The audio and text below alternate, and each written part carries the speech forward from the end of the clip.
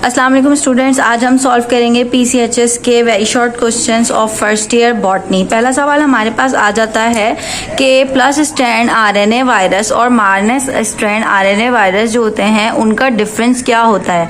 तो पहले तो आपको पता होना चाहिए कि जो प्लस स्ट्रैंड आरएनए वायरस होते हैं वो जो है उनके अंदर वायरल एमआरएनए मौजूद होता है और उनको डायरेक्टली ट्रांसलेट किया जा सकता है प्रोटीन में, जबकि माइनस स्ट्रैंड आरएनए वायरस जो होते हैं उनका जो आरएनए होता है ना वो कॉम्प्लीमेंट्री होता है, यानी कि वायरल आरएनए का कॉम्प्लीमेंट्री स्ट्रैंड होता है और वो जाके बॉडी में as a protein function start कर देता है। What affect the rate of transpiration most, कौन सी चीजें जो है ट्रांसपिरेशन को ज्यादा इफेक्ट करती हैं। तो इसमें आपको याद होना चाहिए कि आपकी ट्रांसपिरेशन को जो इफेक्ट करती है उसमें लाइट, टेम्परेचर, विंड, ह्यूमिडिटी और सॉइल वाटर आ जाता है। बाकी टेम्परेचर जो है मोस्टली इफेक्ट करता है किसको, ट्रांसपिरेशन को, बिकॉज टेम्परेचर अगर इंक्रीज होगा तो काइनेटिक एनर्जी भी इंक्रीज होगी, वाटर मॉलिक्यूल्स की ट्रांसपिरेशन इंक्रीज होगी। इसके रिलेटिव ये ह्यूमिडिटी पे भी इफेक्ट करता है। तो ह्यूमिडिटी किस तरह से इफेक्ट करता है कि अगर टेम्परेचर ज्यादा होगा तो इन्वायरमेंट में ह्यूमिडिटी कम हो जाएगी और ट्रांसपिरेशन ज्यादा होगी। ठीक है। What name 4 viral diseases. अब इन 4 वायरल डिजीजेस में जो है मैंने डिस्कस कर चुके हैं हम very short questions of Anees Hussain में, तो आप वहां से देख लीजिएगा। Describe briefly method of asexual reproduction in Ascomycota. अब एस्कोमाइकोटा में एसेक्सुअल रिप्रोडक्शन किस तरह से होती है। एस्कोमाइकोटा जो है नॉर्मली एसेक्सुअली रिप्रोड्यूस करते हैं कोनिडिया की फॉर्म में, और एक नया इंडिविजुअल बनता है या फिर मतलब प्रोड्यूस होता है डायरेक्टली बाय बडिंग, यानी कि मॉडिफाइड हाइफी, यानी जो बॉडी ऑफ फंगस होता है वहां से जो है क्या होता है, वहां से एक नया इंडिविजुअल ब्रेक होता है, मतलब एक दूसरा सेगमेंट बनता है। फॉर एग्जाम्पल यहाँ से एक टूट के शाख निकल रही है फॉर एग्जाम्पल, तो वो जो है एक पूरे नए इंडिविजुअल में डेवलप हो जाती है at the end of modified hyphae, जिसको हम कहते हैं कोनिडियोफोर। मॉडिफाइड हाइफी को कह रहे हैं कोनिडियोफोर।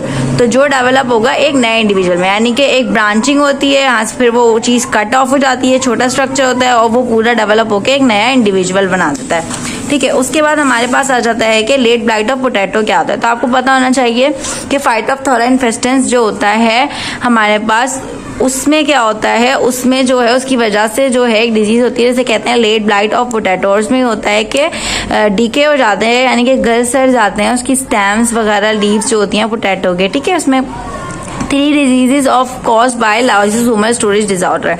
लाइसोसोम्स सेल ऑर्गेनेल होते हैं, सेल के अंदर मौजूद होते हैं, और लाइसोसोम्स की वजह से जो है स्टोरेज, उसके स्टोरेज की वजह से जो मसले आते हैं, जो डिजीज होती हैं वो याद करनी है। Chapter 4 is the cell is most important for your botany paper.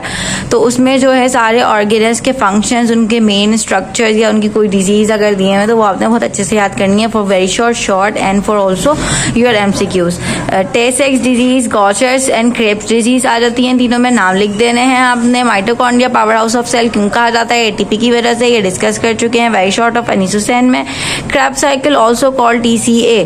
Krebs cycle को हम TCA कहते हैं। ठीक है। क्रेब्स साइकिल को हम TCA क्यों कहते हैं। पहले बात तो अगर हम बात करें क्रेब्स साइकिल की, तो क्रेब्स साइकिल के अंदर जो पहला प्रोडक्ट हमारा बन रहा होता है ना सबसे पहले स्टेप में, वो बनता है सिट्रिक एसिड। अब उस सिट्रिक एसिड के अंदर 3 कार्बोऑक्सिल ग्रुप होते हैं। अब इन 3 कार्बोऑक्सिल ग्रुप की वजह से इसे कहा जाता है ट्राई कार्बोऑक्सैलिक साइकिल। सही है, TCA साइकिल। इसके अलावा नया अगला क्वेश्चन हमारे पास आ जाता है कि describe the types of asexual types of reproduction in nostoc. तो नॉस्टॉक जो होता है वो बैक्टीरिया जाता है। नॉस्टॉक एसेक्सुअली रिप्रोड्यूस करता है स्पोर्स के जरिए, जिन्हें हम कहते हैं एकाइनेट। जब फेवरेबल नहीं होती हैं कंडीशंस तो क्या होता है कि वही जो वेजिटेटिव सेल्स होते हैं नॉस्टॉक के, उनमें से कोई सेल जो हैं वो क्या हो जाते हैं, एक तरह से इनएक्टिव हो जाते हैं और एकाइनेट्स बनाते हैं, जिस स्ट्रक्चर को हम कहते हैं एकाइनेट्स। अब यही स्पोर जो है बाद में जब कंडीशंस दोबारा फेवरेबल होती हैं तो जर्मिनेट होते हैं और दोबारा एक नया पूरा ऑर्गेनिज्म या पूरा नया मतलब जो है नॉस्टॉक का फिलामेंट बना देते हैं। सही है। उसके बाद आपके पास आ जाता है कि how does endoplasmic reticular differs from smooth endoplasmic reticulum. तो एंडोप्लाज्मिक रेटिकुलम में 2 तरह के होते हैं कि स्मूथ, एक रफ। तो दोनों का जो डिफरेंस है वो बताना है। तो रफ में आपको पता चाहिए कि रफ में आपके पास राइबोसोम्स अटैच हुए वो होते हैं, दैट्स व्हाई वो रफ कहलाता है।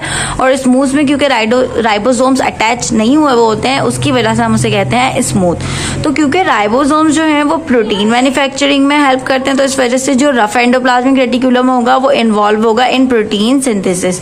जबकि जो स्मूथ एंडोप्लाज्मिक रेटिकुलम होगा उसमें राइबोसोम्स नहीं होंगे, यानी प्रोटीन जो है वो सिंथेसाइज नहीं हो रहे हैं, जबकि उसकी जगह वहाँ पे क्या हो रहा होता है, स्टेरॉइड की स्टेरॉइड जो होते हैं वो सिंथेसाइज हो रहे होते हैं, ठीक है, स्टेरॉइड बन रहे होते हैं। तो यहाँ पे जो हमारे very short questions of PCHS complete हो जाते हैं। अगर आपको कोई भी कंफ्यूजन हो तो आप पूछ सकते हैं। Thank you.